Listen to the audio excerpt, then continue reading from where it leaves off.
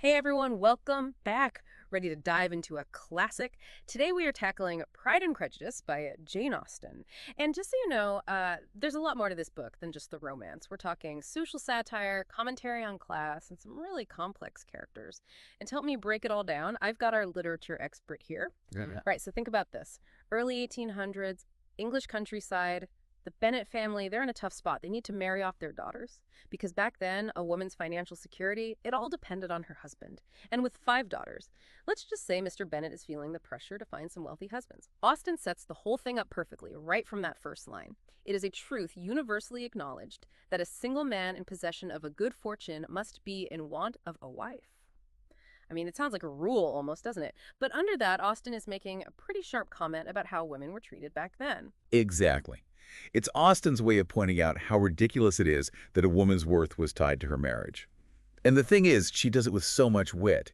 You could almost miss how sharp her social commentary really is. Right, that's what makes her work so good. The social commentary is woven right into this great story. But back to the Bennets. We've got Mr. Bingley. He's dashing, he's rich, and he's got his eye on Jane, the eldest daughter.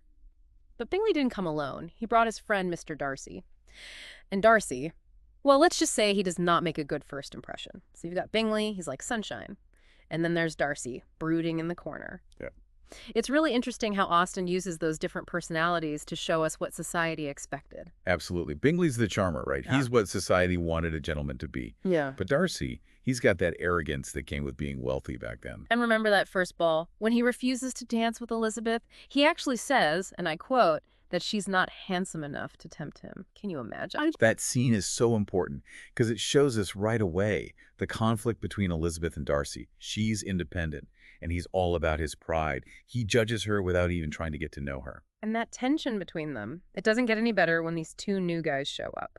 Mr. Collins and Mr. Wickham. This is where it gets really interesting. Austen starts playing with our perceptions, Yeah. She's showing us how easy it is to misjudge people based on what we see and hear. So first you've got Mr. Collins. He's that awkward cousin, right? And he's going to inherit Mr. Bennet's estate. But the thing is, he's determined to marry one of the Bennet daughters, specifically Elizabeth. And his proposal scene, oh, it's classic Austen. Just picture him going on and on about why she should marry him, like he's doing her some huge favor. Right. And then, as if that wasn't enough, you've got Wickham. He's charming, he's a soldier, and he's got this sob story about how terribly Darcy treated him. Oh, yeah, he's like the original bad boy with a heart of gold, or so he wants everyone to think. Exactly. Wickham knows exactly what he's doing. He plays on Elizabeth's sense of fairness, and of course, she's already got it out for Darcy. He totally had her fooled. And that's Austen's point. Both Collins and Wickham, they distract Elizabeth. She's so sure that Darcy is bad news because of what Wickham told her. She misses all the signs about who he really is. Which brings us to the big moment, Darcy's first proposal. He tells Elizabeth how he feels, and you think, okay, here comes the happy ending, but not so fast. Imagine being Elizabeth, you just rejected this guy, and then boom, this letter shows up. And that letter changes everything. Darcy tells Elizabeth the truth about Wickham. It turns out he's a liar and a manipulator. Darcy even admits he tried to keep Jane and Bingley apart because he thought the Bennet family wasn't good enough for his friend. And that's really important because it shows us how much class mattered back then. Darcy wasn't just trying to be mean. He was acting the way his upbringing taught him to act. So Elizabeth is left trying to figure out what to believe. Had she misjudged Darcy all along? And right when things couldn't get more complicated, Austen throws in another twist. Lydia runs off. Oh man, talk about consequences. Lydia, the youngest Bennet sister, elopes with Wickham. And not just any elopement, this is a huge scandal. I mean, everyone's freaking out, right? This could ruin the entire Bennet family. It shows us just how important a woman's reputation was back then and how easily one mistake could change everything. Exactly. It wasn't just Lydia's future on the line. Her sister's reputations were tied to hers too. But here's where we see Darcy really step up. He doesn't just sit back and let things fall apart. He uses his money, his connections, everything he has to find Lydia and Wickham. And get this. He makes sure they get married. He saves Lydia's reputation and the Bennet family's too. And he doesn't brag about it or anything. He does it all in secret, which says a lot about his character, don't you think? It's a complete transformation, right? He goes from the villain of the story to the hero.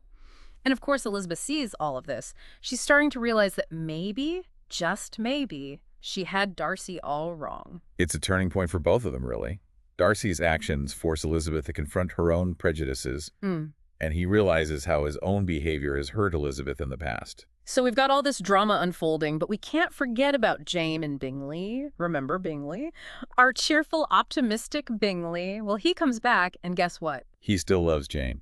And this time, nothing's going to stop them from being together. Bingley proposes, and Jane says yes. It's a reminder that even with all the social pressure and drama, love can still win out in the end. But there's one more obstacle. This is Pride and Prejudice, after all. Remember Darcy's aunt, Lady Catherine de Bourgh? Well, she hears about Darcy and Elizabeth, and let's just say she is not pleased. Oh yeah, she is not happy. Hmm. Lady Catherine is like the queen of snobbery, right? She cannot imagine Darcy marrying someone like Elizabeth. So what does she do? She goes straight to the Bennet's house and tells Elizabeth to back off. Can you imagine having that conversation? Oh, it would be intense. But Yeah. Elizabeth, she stands her ground. She's not going to let some snobby aunt tell her what to do. And Darcy finds out about it. But instead of being angry, he's even more drawn to Elizabeth. He sees her strength, her independence, and he loves it. So Darcy decides to try again. He goes back to Elizabeth, and this time there's no arrogance, no drama. Just a man asking the woman he loves to marry him. And Elizabeth, of course, says yes. It's the ending we've all been waiting for. But it wasn't easy. They had to overcome misunderstandings, social pressure, even their own flaws to find their way to each other. And that's what makes Pride and Prejudice such a timeless story. It's about so much more than just romance. It's about personal growth, challenging our assumptions, and finding love in the most unexpected places. Exactly. Austen makes us think about our own prejudices, right? And how we can be so quick to judge others. It's a story that still resonates today, which is pretty amazing. It really is. And on that note, I think we'll wrap things up here. Thanks for joining us for another deep dive. Until next time, happy reading.